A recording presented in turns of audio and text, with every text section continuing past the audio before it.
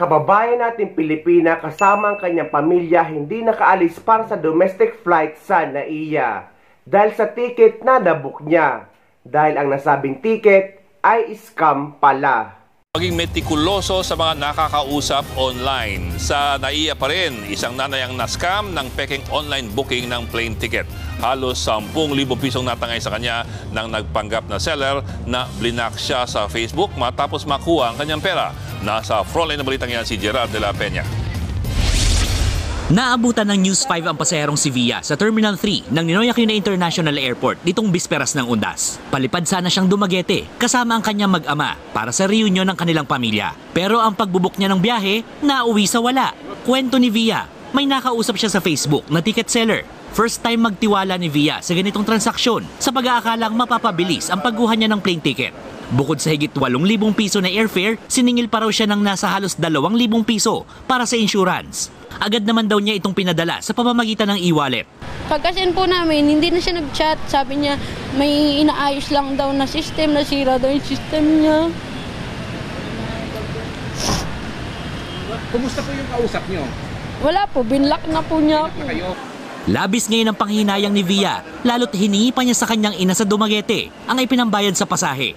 Gusto nga po kami umuwi, wala na rin naman kaming pamasahe. Paano nga kami, may mga anak pa ako. Sa ngayon, nakitira muna sa kanilang kaanak sa Batangas, sina Via, gamit ang katiting sa natira nilang pera. Wala na rin daw kasi silang babalikan sa dati nilang bahay sa Quezon. Ayon naman sa PNP Anti-Cybercrime Group, talamak ngayon ang mga online scams na may kinalaman sa travel and accommodations. Payo naman nila sa mga nabiktima ng ganitong modus. Ang pinakaunang gawin nila po ay i-save po nila lahat ng mga conversations po. Kung meron pong transaction receipts na pinadalhan nila ng pera, screenshot po nila at dalhin po nila sa pinakamalapit na PNP Anti-Cybercrime Group. At para naman hindi mabiktima, paalala ng ACG, siguraduhin sa lehitimong website at social media page lang makipagtransaksyon.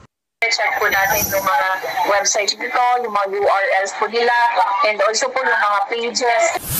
Actually guys, mas maigi nga na kayo na lang ang mag-book mismo sa website ng mga airlines. Dahil madali lang naman, kung marunong kayo mag-create ng account sa Facebook at sa TikTok, ay para lang kayo nag-create ng account kapag magbubook kayo ng ticket nyo.